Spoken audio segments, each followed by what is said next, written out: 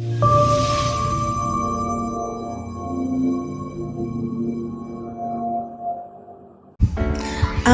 ಬಳಕೆದಾರರೇ, ಈ ವಿಡಿಯೋನಲ್ಲಿ ನಾವೀಗ ಪ್ಯಾನ್ ಕಾರ್ಡ್ಗೆ ಹೇಗೆ ಅಪ್ಲೈ ಮಾಡೋದು ಎಂಬುದನ್ನು ತಿಳಿಸ್ಕೊಡ್ತೇವೆ.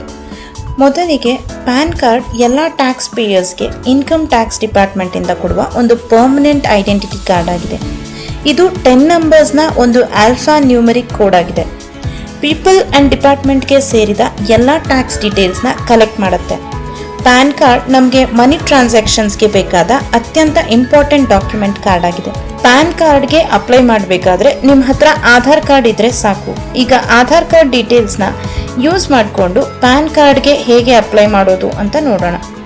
ಮೊದಲಿಗೆ ನಮ್ಮ ರೂರಲ್ ಸೇವಾ ಪೋರ್ಟಲ್ಗೆ ಲಾಗಿನ್ ಆಗಿ ಪ್ಯಾನ್ ಸರ್ವಿಸಸ್ನ ಕ್ಲಿಕ್ ಮಾಡಿ NSDL ಪ್ಯಾನ್ ಸರ್ವಿಸಸ್ ಅಂತ ಸೆಲೆಕ್ಟ್ ಮಾಡಿ ಇಲ್ಲಿ ಅಪ್ಲೈ ನ್ಯೂ ಪ್ಯಾನ್ ಅನ್ನೋ ಆಪ್ಷನ್ನ ಕ್ಲಿಕ್ ಮಾಡಬೇಕು. ಇದಾದ ನಂತರ ಅಪ್ಲೈ ನ್ಯೂ ಪ್ಯಾನ್ ಫಾರ್ಮ್ನಲ್ಲಿ ಬಂದು ನಿಮ್ಮ ಅಪ್ಲಿಕೆಂಟ್ನ ಫುಲ್ ನೇಮನ್ನು ಎಂಟರ್ ಮಾಡಿ. ನಂತರ ಅವರ ಇನಿಷಿಯಲ್ನ ಎಕ್ಸ್ಪ್ಯಾನ್ಷನ್ ಅನ್ನು ಇಲ್ಲಿ ಟೈಪ್ ಮಾಡಿ. ನಂತರ ಫಾದರ್ ಡೀಟೇಲ್ಸ್ನಲ್ಲಿ ಬಂದು ಅಪ್ಲಿಕೆಂಟ್ನ ಫಾದರ್ ನೇಮನ್ನು ಎಂಟರ್ ಮಾಡಿ. ನಂತರ ಅಪ್ಲಿಕೆಂಟ್ನ ಮದರ್ ನೇಮನ್ನು ಇಲ್ಲಿ ಎಂಟರ್ ಮಾಡಿ. ಇದಾದ ನಂತರ ಫಾದರ್ಸ್ ಇನಿಷಿಯಲ್ ಎಕ್ಸ್ಪ್ಯಾನ್ಷನ್ ಅನ್ನು ಇಲ್ಲಿ ಟೈಪ್ ಮಾಡಿ. ನಂತರ ಮದರ್ಸ್ ಇನಿಷಿಯಲ್ ಎಕ್ಸ್ಪ್ಯಾನ್ಷನ್ ಅನ್ನು ಇಲ್ಲಿ ಎಂಟರ್ ಮಾಡಿ. ಇಲ್ಲವಾದಲ್ಲಿ ಅವರ ನೇಮ್ ಅಷ್ಟೇ ಇಲ್ಲಿ ಎಂಟರ್ ಮಾಡಿ. ಕಾಂಟ್ಯಾಕ್ಟ್ ಅಂಡ್ ಐಡೆಂಟಿಟಿ ಡೀಟೇಲ್ಸ್ ನಲ್ಲಿ ಬಂದು ನಿಮ್ಮ ಅಪ್ಲಿಕೆಂಟ್ ನ ಆಧಾರ್ ನಂಬರ್ ಅನ್ನ ಎಂಟರ್ ಮಾಡಿ. ನಂತರ ಅವರ ಮೊಬೈಲ್ ನಂಬರ್ ಅನ್ನ ಇಲ್ಲಿ ಎಂಟರ್ ಮಾಡಿ. ಇದಾದ ನಂತರ ನಿಮ್ಮ ಅಪ್ಲಿಕೆಂಟ್ ನ ಮೇಲ್ ಐಡಿಯನ್ನ ಇಲ್ಲಿ ಎಂಟರ್ ಮಾಡಿ.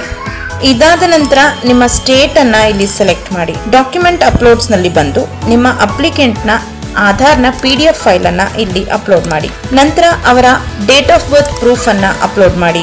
ಇದಾದ ನಂತರ ಅಪ್ಲೋಡ್ ಫೋಟೋನಲ್ಲಿ ಬಂದು ನಿಮ್ಮ ಅಪ್ಲಿಕೆಂಟ್ ನ ಫೋಟೋ ಅನ್ನ ಅಪ್ಲೋಡ್ ಮಾಡಿ. ನಂತರ ಅವರ ಸಿಗ್ನೇಚರ್ ಅನ್ನ ಇಲ್ಲಿ ಅಪ್ಲೋಡ್ ಮಾಡಿ. ಇದಾದ ನಂತರ ಸಬ್ಮಿಟ್ ಅಪ್ಲಿಕೇಶನ್ ಅಂತ ಕ್ಲಿಕ್ ಮಾಡಿ. ಇಲ್ಲಿ ನಿಮಗೆ ವಿದಿನ್ 2 hours ನಲ್ಲಿ ನಿಮ್ಮ ಅಪ್ಲಿಕೆಂಟ್ ನ ಅಪ್ಲಿಕೇಶನ್ ಪ್ರೋಸೆಸ್ ಜನರೇಟ್ ಆಗಿ ಅಕ್ನಾಲೆಜ್ಮೆಂಟ್ ಇಲ್ಲಿ ಶೋ ಆಗುತ್ತೆ.